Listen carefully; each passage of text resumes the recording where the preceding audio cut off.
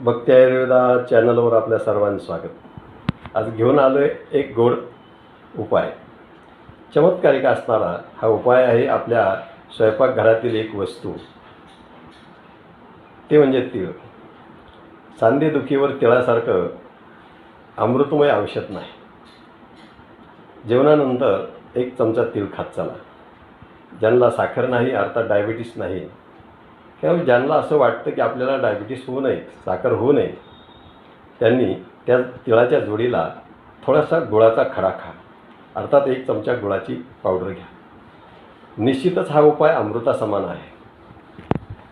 म्हणून जेवणानंतर तीळ अतिशय महत्त्वाचे आहेत।